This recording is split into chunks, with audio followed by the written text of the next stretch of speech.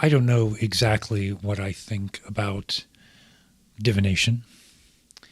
Um, I use tarot a lot, um, but I use them because I think the mind uh, does two things. The mind does many things, but two things relevant to this topic.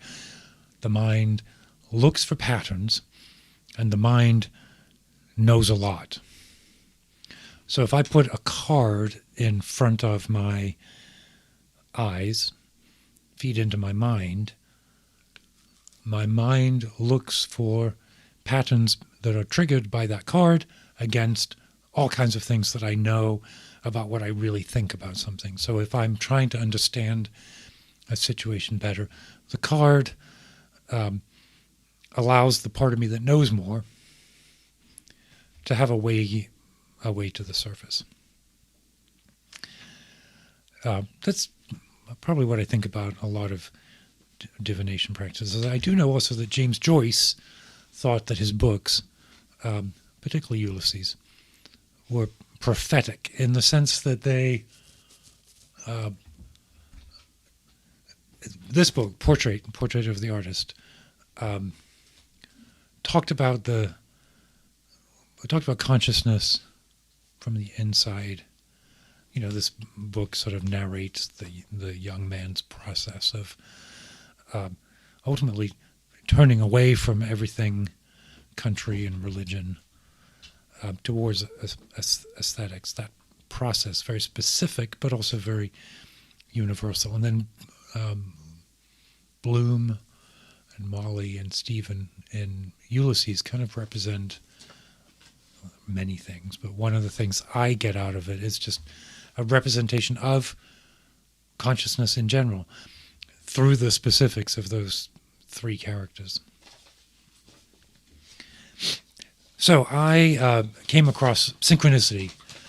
I mentioned in my 2023 book review that I read the Richard Ellman James Joyce biography, and that made me want to reread Ulysses. I read Ulysses last year, and I thought before I reread it again, which I think I probably will, I would pick up Portrait of the Artist as a Young Man, which I think this was freshman year in college. I can't remember if we read it in high school. I don't think so. I think this was freshman year college.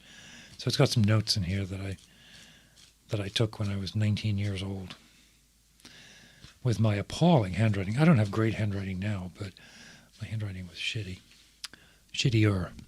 More shitty.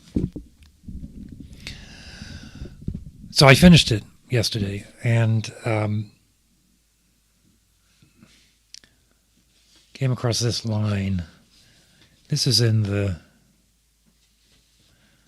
the final section where Stephen is specifically working on an essay on aesthetics for the university, for his course, but he's also using this to justify his decision to leave Ireland, and he writes,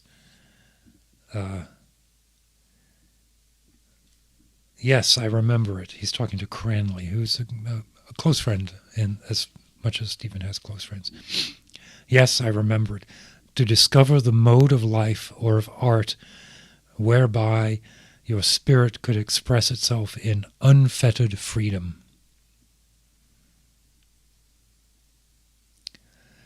This is, okay, so Stephen and Cranley are talking through Stephen's ideas. Stephen asks Cranley if Cranley remembers a conversation from a few days ago, and Cranley says yes, and that's the part that he remembers. To discover the mode of life or of art whereby your spirit could express itself in unfettered freedom. Now, the synchronicity, the divination that prompted me, I was reading this, was my word for the year 2024 is unfettered. This was a game or an exercise that my daughter suggested that we do on New Year's Eve. So there were four of us there, me, my wife, my daughter, and her boyfriend. And she had said that we should choose a word that was going to be our focus for 2024. And to arrive at a word means to cogitate on goals and desires, ambitions, distill it down to one word, something that can be written at the top of a journal and constantly referred back to. And I was thinking of using a word like dharma, authentic dharma, maybe 2 words instead of 1. With that sort of commitment approach. But then on New Year's Eve, my daughter and I were at church. We went to the First Methodist Church, Pittsburgh. And here's the call to worship that I will read. The sun glows on the horizon, deserts, cities, forests, foothills, coastlines, olive groves, ashes. It reminds us that a new world is possible. The waxing and waning of Grandmother Moon pulls us through our seasons, shifts our tides each day. Empires rise and fall like sandcastles. Our earth home has made her journey around Father Sun again. We return to our intentions for flourishing. We tune in to what we dedicate to one another. We offer our lives to what is beautiful. We honor the dead with our justice-making. We praise the holy with our unfettered living. And when we said that, when we saw this, I thought, unfettered, that's the word I'm going to choose, and that is the word that is my word for 2024. There's no room for lack of confidence, right? There's no room for knowing the right thing to do and not doing it, for fear or embarrassment or shame. Unfettered has that notion of spontaneous, authentic being, and unfettered dharma, unfettered art.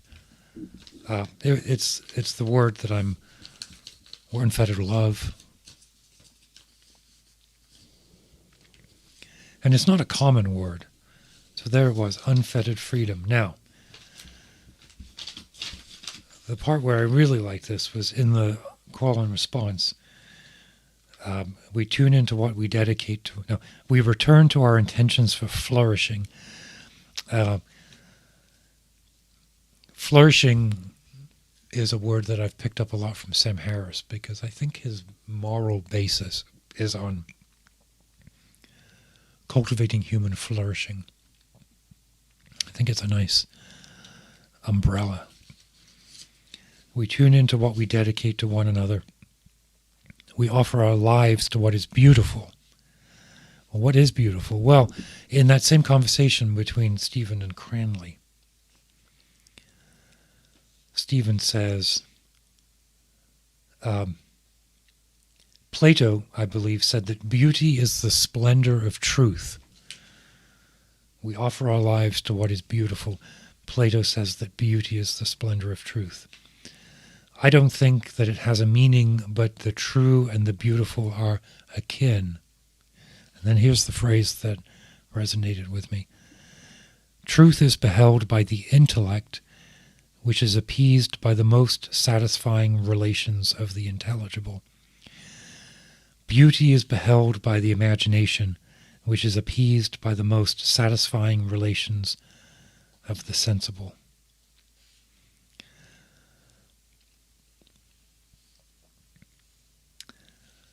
The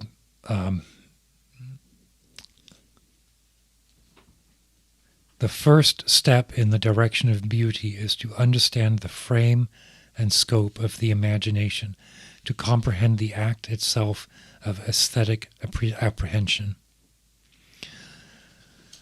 I read that and I realized how much my thinking has been shaped by this book, because my essays on aesthetics, amongst other things, talks about a human being as a poetry-exuding creature within the imagination. The imagination is like a medium So when Stephen says, understand the frame and scope of the imagination and the act itself of aesthetic apprehension, I called it the collapsing aesthetic vector, because I wanted to try and tie in some pretty notions of quantum physics and the observer, the role of the observer in quantum physics, quantum mechanics. But the idea that aesthetics is the implementation within the imagination, and that beauty is the beholding of that which is sensible in the imagination. I would not have consciously said that I was either, quoting, plagiarizing, influenced by Joyce, but clearly I was. The trajectory of this novel, from a young boy through to somewhere around 20 or something when he leaves Ireland and goes to Paris, and along the way, as he grows up, it's a series of deep absorption in and ultimately rejection of religion, nationality, sex, and love, which are interestingly combined or contrasted, leading to this sort of imaginal aesthetics and the unfettered mode of art, of artistry, of art. So, yeah, I should probably stop there. It's interesting, right? The synchronicity, the coincidence. I'm looking for the word unfettered everywhere. Now, I have an essay I wrote on the word quiddity, because for a while I was interested in that word and the usages of that word. And so I saw it everywhere. I saw it in Martin Amis, in Nabokov. I saw it in William Blake, a bunch of places. So now I'm looking for unfettered. And my first sighting of the word in the wild is in Portrait of the Artist as a Young Man. So with that, keep your wits about you, and more to come.